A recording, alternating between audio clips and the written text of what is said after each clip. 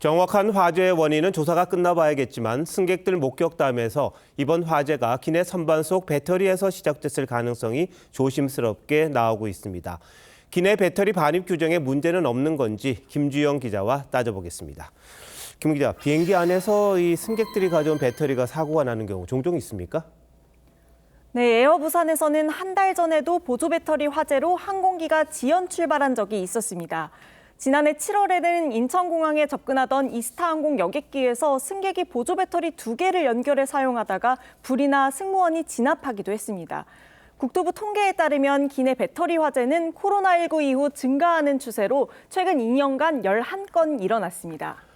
자, 이 사고가 우리나라만 일어날 것 같지는 않은데요. 해외에도 사례가 있습니까?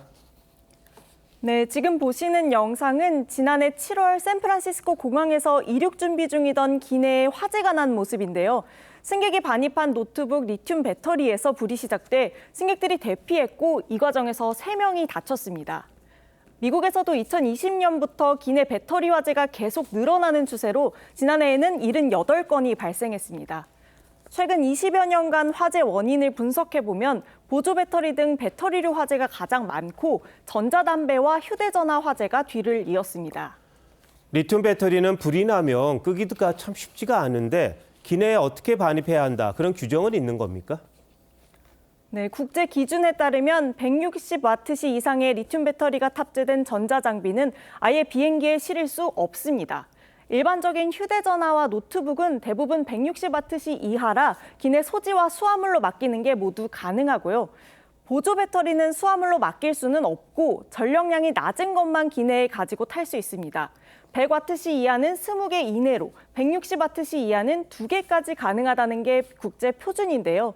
이번 사고가 난 에어부산을 포함해 국내 항공사들은 100와트시 이하 보조 배터리도 5개 이하로 제한해 놓은 상태입니다.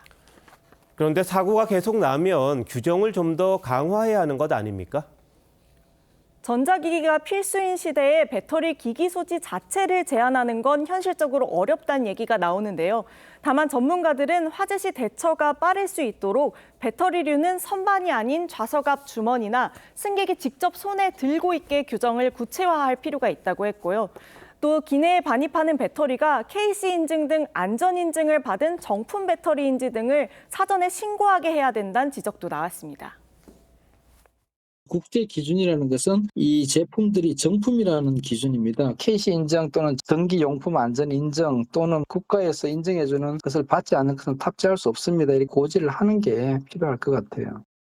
배터리를 쓰지 말라고 할 수는 없는 거고 어떻게 이걸 잘 가져갈 수 있는지 그 방법을 좀 고민해야겠군요. 김 기자, 잘 들었습니다.